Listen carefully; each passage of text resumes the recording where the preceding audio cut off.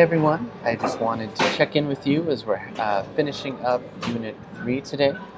I am at a Starbucks this morning, so I apologize for the background noise. Hopefully it's not too bad. We're doing a great job continuing the timeline. I'm enjoying all of your posts and the connections that you're making. Please let me know if you have any questions about the feedback that I've given. Also, I did post an extra credit question on Twitter this morning. There are actually two questions, and I ask that you respond to one or the other for the extra credit points. If others have already responded, once you get there, that's okay. The second question could have a lot of answers. There's not one right answer to that. Of course, the first one, as you go read it, has one right answer. So if somebody's already figured that out, don't duplicate that. Answer the second question. Think about the implications. Of course, it's about Cinco de Mayo, since today is Cinco de Mayo. Let's see, so there's that. I'll be reading through your Twitter work for Unit 3 over the next hour and a half or so. And I'll be responding, providing feedback there. Overall, again, I'm happy with the level of analysis that we're all putting into things, our application of historical thinking. One thing just to keep in mind as we continue is to always try to define the historical events and people that you're defining on the timeline in terms of as many perspectives as you can. So think in terms of perspectives and also think about historical context. Remember that the past is a foreign country, as it were, meaning that people didn't think about things the way that we do now. They didn't hold the same beliefs necessarily.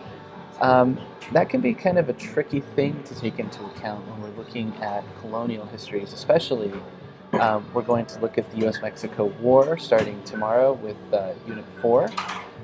We'll notice that that is another phase of colonialism in New Mexico in a lot of different ways.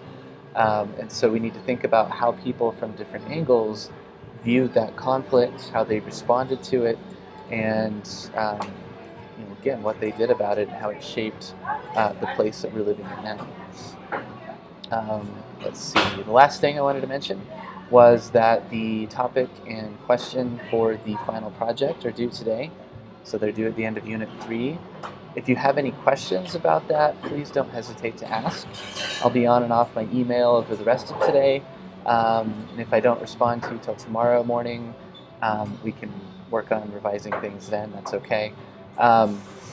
But think about the things that are most interesting to you in New Mexico history, and remember that you can choose a topic from any time period in New Mexico's past, from the earliest times to the present.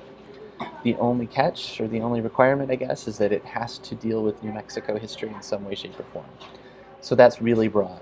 I wanted to leave it wide open so that you can explore your interests. You can maybe explore things that we weren't able to touch on as much in class, either through the textbook or our discussions, so that you can pursue questions that maybe popped up during the timeline assignments. Since I'm asking you to pick your topic now, you will have to look forward a little bit to see what we will be studying in the coming days next week.